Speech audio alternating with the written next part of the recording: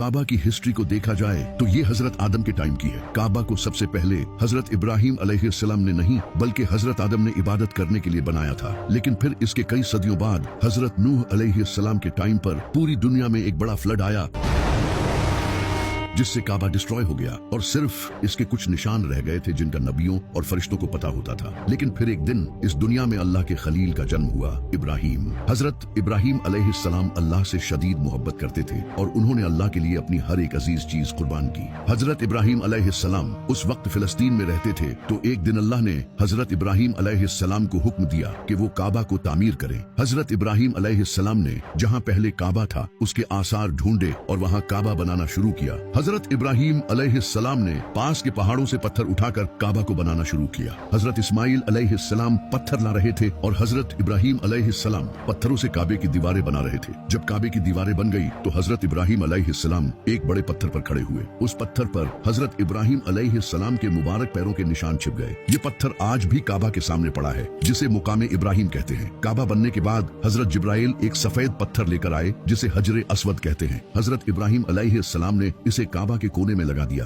लेकिन मुसलमानों के गुनाहों की वजह से आज ये पत्थर काला हो चुका है। हजरत इब्राहिम और इस्माइल अलैहिस्सलाम जब काबा को बना रहे थे तो वो साथ ही ये दुआ कर रहे थे, ऐ हमारे रब हमसे ये कबूल फरमा, बेशक तो सुनने वाला और जानने वाला है। ऐ हमारे रब हमें अपना मुसलमान बना और हमारी नस्ल से एक मुसलमान उम्मत बना जो तेरी फरमा बरदार हो। जब हजरत इब्राहिम अलैहिस्सलाम ने काबा को बनाया था तो उस वक्त काबा स्क्वायर नहीं बल्कि रेक्टेंगुलर शेप में था और ये जो हिजरे इस्माइल वाली जगह है ये भी उस वक्त काबा में इंक्लूडेड थी। इसके दो दरवाजे थे, एक एंट्री के लिए और दूसरा दरवाजा एग्जिट के लिए था और इसकी हाइट 9 हाथ ऊंची थी। इसके बाद हजरत इस्माइल अलैहिस्सलाम की नस्ल वक्त गुजरने के साथ साथ काबा की देखभाल करती रही और आहिस्ता आहिस्ता लोगों ने काबा में बुत रखने शुरू कर दिए। फिर साल 570 ईस्वी में जब नबी सल्लल्लाहु अलैहि वसल्लम की पैदाइश का साल आया तो इसी साल एक इंसान ने काबा पर हमला करने का प्लान बनाया। इसका नाम अब्राहा था। अब्राहा एक बादशाह था जिसकी यमन पर हुकूमत थी और वो ये चाहता था कि जिस तरह दुनिया भर से लोग काबा आते हैं इसे छोड़कर लोग यमन में आएं। इसीलिए इसने यमन में एक बड़ा कैथीड्रल भी बनाया, लेकिन लोग फिर भी इसके कैथीड्रल की जियारत करने नहीं आए क्योंकि अरब के लोग काबा को एक बहुत ही इंपॉर्टेंट रिलीजियस प्लेस मानते थे और काबा में इनके बुत भी रखे थे। इससे परेशान होकर अब्राहा ने काबा को तबाह करने का फैसला किया। अब्राहा ने एक बड़ी फौज तैयार की जिसमें बड़े बड़े हाथी थे जो अरब के लोगों के लिए बहुत खतरनाक थे क्योंकि अरब के लोगों ने जिंदगी में कभी हाथी नहीं देखे थे। इनके घोड़े भी हाथियों से डरते थे। अब्राहा अपनी फौज को लेकर यमन से मक्का की तरफ रवाना हुआ